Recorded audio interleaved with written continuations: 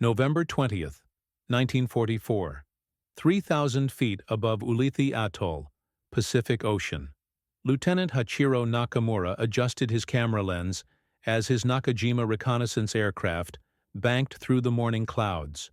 Below him stretched what Japanese intelligence had described as a minor American anchorage used occasionally for refueling operations. What Nakamura saw through his viewfinder would fundamentally alter Japan's understanding of why they were losing the Pacific War. The lagoon beneath him contained over 600 American warships arranged in neat rows that stretched beyond the horizon. 15 aircraft carriers dominated the northern anchorage, their flight decks gleaming in the tropical sun. 3 Iowa-class battleships sat majestically among dozens of cruisers and destroyers. Support vessels filled every available space in the 20-mile-long lagoon. Nakamura had stumbled upon the largest naval concentration in human history, hidden in an atoll so small and remote that most maps omitted it entirely. As Nakamura's photographs reached Japanese naval headquarters 4 days later, admirals and staff officers gathered in stunned silence aboard the flagship Tsukushi Maru. The reconnaissance images revealed the true scale of American industrial might that had been deployed against Japan. For the first time since Pearl Harbor, Japanese naval leadership fully comprehended the magnitude of the force they faced. The photographs from Ulithi Atoll provided irrefutable evidence that Japan could not win the Pacific War. The story of how Japanese scouts discovered America's secret weapon doesn't begin with reconnaissance flights. It begins with strategic blindness, industrial miscalculation, and a Pacific Ocean that proved far more manageable for American logistics than Japanese planners had ever imagined. To understand why the images from Ulithi represented such a shocking revelation, you must first understand what Japan expected American naval operations to look like in 1944, and why those expectations proved catastrophically wrong. When Admiral Isoroku Yamamoto planned the Pearl Harbor attack in 1941, Japanese strategic thinking emphasized the Pacific Ocean's vast distances as Japan's primary defensive advantage. Imperial Navy doctrine assumed that American forces would require permanent land bases within 500 miles of their operational areas to maintain sustained combat operations. The Japanese had calculated that conquering and fortifying every significant island between Hawaii and Japan would make American naval advance prohibitively expensive in time and resources. The strategic assumption proved fundamentally flawed. Japanese planners had seriously underestimated American industrial capacity and completely misunderstood American naval logistics doctrine. While Japan spent enormous resources fortifying individual islands, American war planners developed mobile fleet support systems that eliminated the need for fixed bases. The concept that would transform naval warfare was taking shape in the minds of men like Admiral Chester Nimitz and Commodore Worrell Carter long before the first American counterattack began. Ulithi Atoll had been a Japanese possession since 1914, when the Imperial Navy seized German colonial territories during World War I. Located 1,300 miles south of Tokyo and 850 miles east of the Philippines, the tiny collection of coral islands seemed strategically worthless to Japanese planners. The atoll consisted of 40 small islets surrounding a lagoon roughly 20 miles long and 10 miles wide. The largest island measured only half a square mile. The total land area was smaller than many American college campuses. Japanese strategic doctrine focused on major island chains like the Marshalls, Carolines, and Marianas, where significant air bases and naval facilities could be constructed. Ulithi's shallow draft and remote location made it unsuitable for large warships according to pre-war Japanese assessment. The Imperial Navy established only a small seaplane base and weather station on the atoll. When war erupted in December 1941, Ulithi merited no garrison beyond 3 Japanese soldiers and a radio operator. Admiral Nimitz first noticed Ulithi while studying Pacific charts in his Pearl Harbor headquarters during summer 1944. The admiral recognized what Japanese planners had missed. The atoll's lagoon was not shallow but averaged 80 to 100 feet in depth, perfect for anchoring the largest warships. More importantly, The lagoon was enormous by Pacific standards. Navy surveyors would later calculate that Ulithi could accommodate over 700 major vessels simultaneously, making it larger than Pearl Harbor and every other Pacific anchorage combined. The strategic revelation came during American planning for the Philippines invasion in September 1944. Admiral William Halsey's Third Fleet required forward support facilities capable of maintaining sustained operations within striking distance of Japanese home waters. Traditional naval doctrine would have required capturing and fortifying multiple island bases, each representing a costly amphibious assault. Nimitz proposed using Ulithi as a mobile fleet base that could support the entire Pacific Fleet without permanent land installations. The concept challenged every assumption about naval logistics. Commodore Worrell Carter, commanding Service Squadron 10, had already demonstrated that floating support bases could maintain fleet operations indefinitely at unprecedented distances from fixed facilities. Carter's mobile service force included repair ships, supply vessels, floating dry docks, fuel tankers, ammunition ships, and even ice cream barges. The system could establish a complete naval base anywhere deep water anchorage was available. On September 23, 1944, the 81st Infantry Division landed unopposed on Ulithi Atoll. American reconnaissance had confirmed that the Japanese garrison consisted of exactly 3 soldiers who surrendered without resistance. 400 native inhabitants were relocated to a smaller island to make room for American facilities. Within 48 hours, advance elements of Service Squadron 10 began transforming the empty lagoon into the world's most powerful naval base. The transformation proceeded with stunning speed that demonstrated American logistical capabilities at their peak. The survey ship USS Sumner conducted detailed bathymetric mapping that confirmed the lagoon could accommodate over 700 large vessels. Seabee construction battalions arrived on October 1st and immediately began building pier facilities, fuel storage systems, ammunition dumps, repair shops, and recreation areas.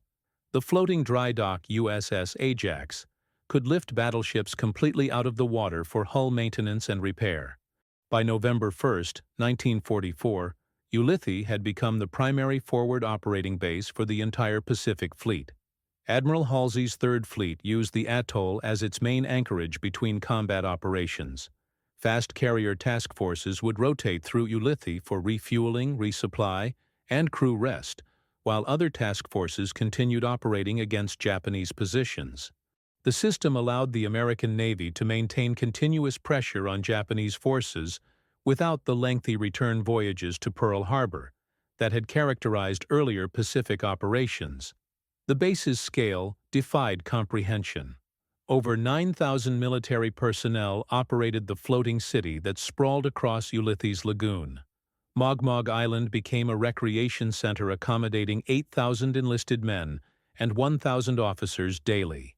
The facility included sports fields, a 1,200-seat theater, chapels, and even a simulated beach where sailors could experience sand and surf without leaving the heavily defended atoll. The psychological impact of maintaining normal recreational activities boosted morale throughout the Pacific Fleet. Fuel operations alone demonstrated the base's enormous scope. Ulithi maintained floating storage for over 100,000 barrels of fuel oil, with shuttle tankers operating continuously between the atoll and combat forces throughout the Western Pacific. Monthly fuel consumption exceeded 6 million barrels, supplied by commercial tankers operating directly from California refineries. Additional fuel reserves were distributed among Saipan, Guam, and Kwajalein, with a 5 million barrel strategic reserve maintained at Pearl Harbor. The ammunition handling capacity exceeded that of most American East Coast naval yards. Supply ships anchored throughout the lagoon carried complete inventories of shells, torpedoes, bombs, and small arms ammunition for every type of vessel and aircraft in the Pacific Fleet. Specialized ammunition ships could reload an entire carrier task force's ordnance within 24 hours. The efficiency eliminated the weeks-long return voyages to Pearl Harbor that had previously limited American operational tempo. Aircraft maintenance and replacement operations rivaled those at established continental bases. Ulithi maintained reserves of over 150 replacement aircraft for immediate transfer to carriers that had sustained combat losses. Repair facilities could overhaul damaged aircraft and return them to service within days. The capability allowed American carriers to maintain full air groups throughout extended combat operations, instead of gradually losing effectiveness as aircraft were shot down or damaged. Japanese intelligence remained completely unaware of Ulithi's transformation throughout October 1944. Imperial Navy reconnaissance flights concentrated on established American bases at Pearl Harbor, Majuro, and Saipan. The remote location and strict radio silence maintained around Ulithi prevented Japanese analysts from detecting the massive buildup occurring in the Caroline Islands. American security measures included prohibiting any mention of Ulithi in radio transmissions and referring to it only as the forward base in operational communications. The intelligence failure reflected broader Japanese miscalculations about American naval capabilities. Imperial Navy analysts consistently underestimated American industrial production and logistical innovation. Japanese strategic planning assumed that American forces would require the same type of fixed base infrastructure that Japan had spent decades building throughout the Pacific. The concept of mobile fleet bases operating from captured atolls exceeded Japanese imagination and doctrinal understanding. By mid-November 1944, Ulithi had become the nerve center for American Pacific operations. Admiral Nimitz used the base to coordinate simultaneous campaigns across thousands of miles of ocean.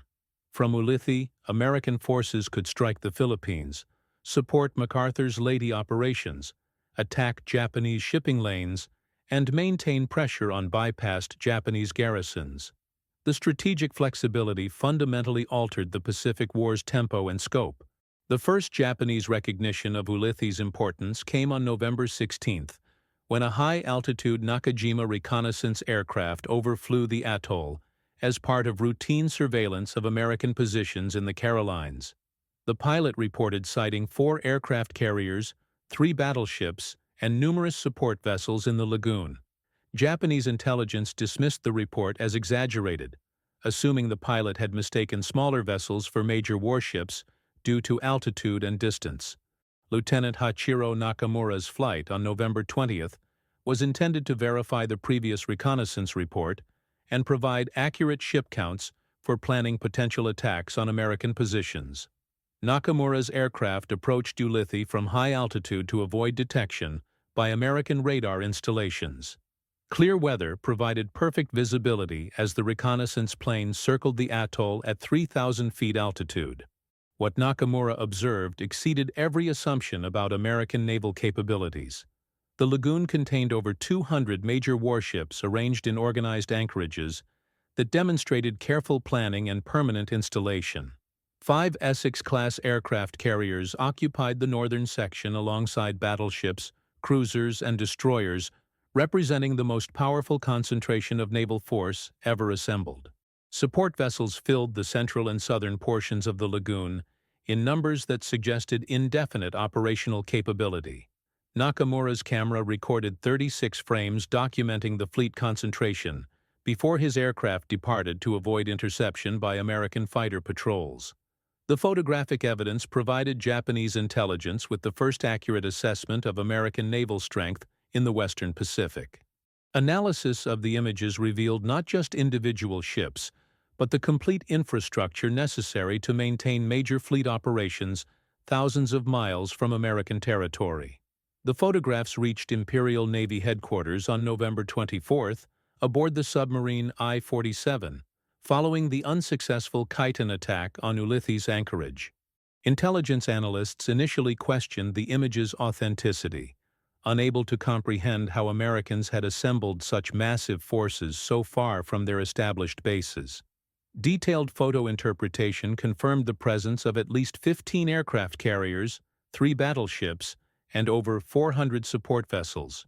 Admiral Toyota Somu, Commander-in-Chief of the Combined Fleet, convened an emergency strategic assessment meeting aboard the flagship Tsukushi Maru on December 2nd. Over 200 staff officers and technical specialists examined Nakamura's reconnaissance photographs alongside intelligence reports from throughout the Pacific theater. The analysis produced a fundamental reassessment of American capabilities and Japanese strategic prospects. The staff conference reached devastating conclusions about Japan's strategic position. American industrial production had created naval forces that exceeded pre-war Japanese estimates by over 300%. The mobile fleet base concept demonstrated American logistical sophistication that eliminated Japan's primary defensive advantage, the Pacific Ocean's vast distances. Most critically, the intelligence indicated that American naval expansion was accelerating rather than approaching peak capacity. Captain Yamamoto Kumaichi, Chief Intelligence Officer for the combined fleet, presented calculations showing that American naval production was outpacing Japanese construction by ratios of 10-to-1 in major combatants and 20-to-1 in support vessels. The figures indicated that Japan was fighting an enemy whose industrial capacity exceeded Japanese capabilities by margins that made victory mathematically impossible, regardless of tactical success or strategic innovation. The psychological impact on Japanese naval leadership proved as significant as the strategic implications.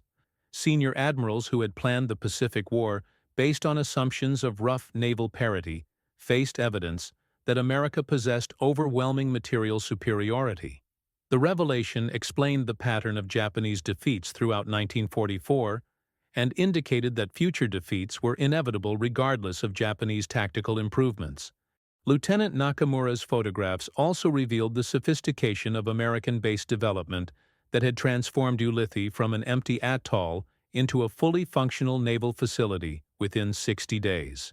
The images showed permanent pier installations, fuel storage facilities, aircraft maintenance areas, and recreational facilities that indicated long-term American intentions to maintain permanent Pacific operations. The infrastructure contradicted Japanese assumptions that American forces would withdraw after achieving limited objectives. Analysis of shipping patterns visible in the reconnaissance photographs indicated that Ulithi served as the primary logistics hub for American operations throughout the Western Pacific. Intelligence officers identified supply vessels, tankers, ammunition ships, and transport aircraft that suggested American forces could maintain indefinite operations without returning to Pearl Harbor or continental bases. The logistical independence eliminated Japanese hopes that extended operations would exhaust American capabilities. The most sobering intelligence came from analysis of American task force rotation patterns observed at Ulithi. While one carrier task force rested and resupplied at the atoll, other task forces continued operating against Japanese positions. The system allowed Americans to maintain continuous offensive pressure that exceeded Japanese defensive capabilities. Previous Japanese strategies had depended on operational pauses that would allow Imperial forces to recover and reorganize between American attacks. Japanese strategic planning had assumed that American naval forces would require weeks to resupply and refit between major operations, providing opportunities for Japanese counterattacks and defensive preparations. The Ulithi photographs revealed that American mobile logistics eliminated these operational pauses. Japanese forces now faced continuous pressure from an enemy that could maintain peak operational tempo indefinitely.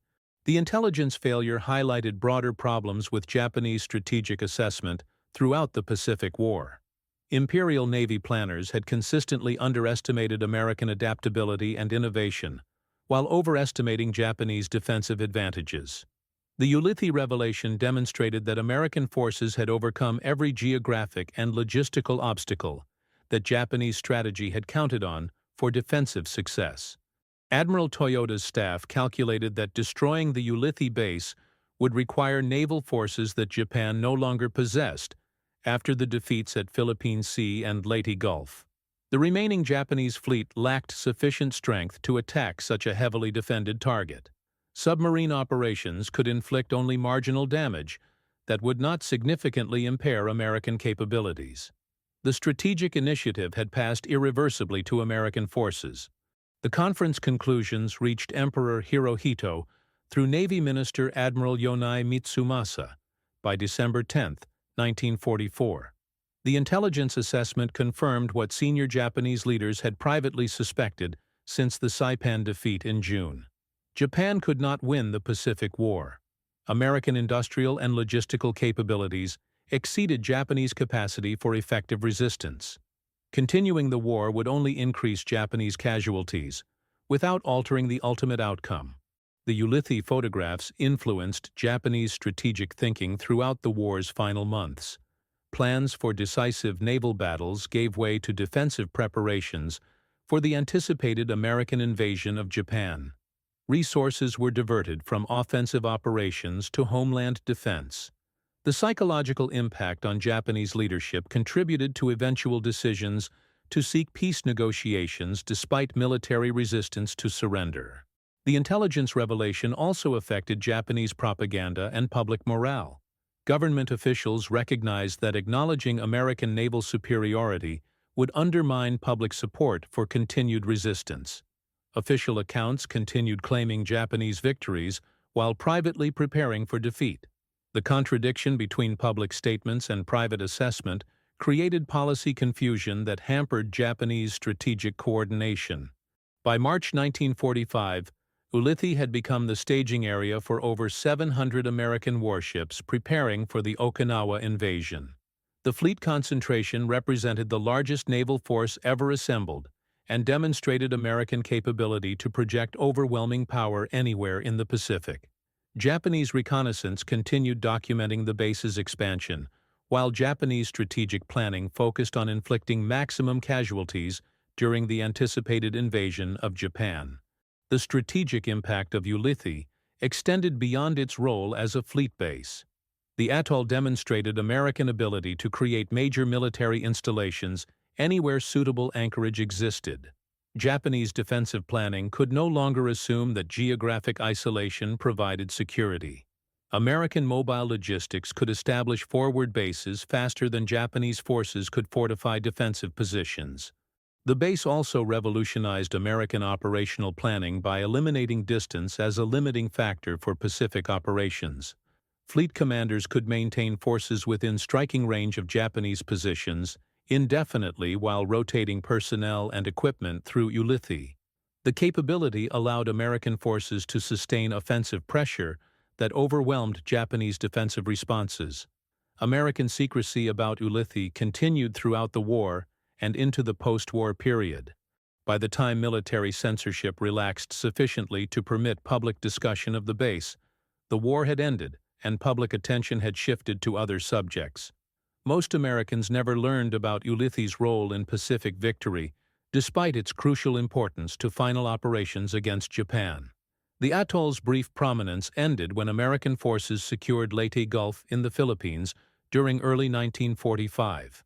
The Pacific Fleet moved its primary forward base to Leyte, and Ulithi reverted to a fuel depot and minor logistical facility. By war's end, the lagoon that had hosted the world's most powerful naval force had returned to its pre-war obscurity as a remote coral atoll in the western Pacific. Modern naval historians recognize Ulithi as the decisive innovation that enabled American victory in the Pacific War.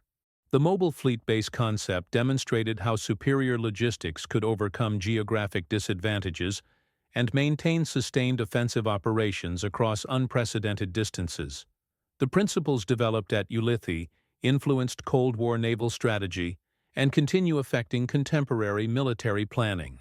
The psychological impact on Japanese leadership may have been Ulithi's most important contribution to Allied victory.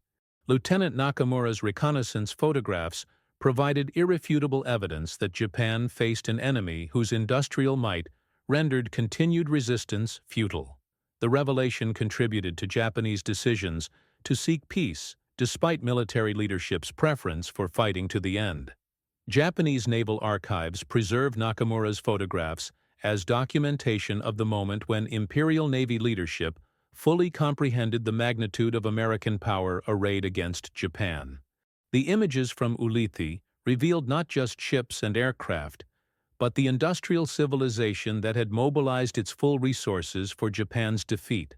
The reconnaissance flight that was intended to provide tactical intelligence instead delivered strategic enlightenment about why the Pacific War was already lost.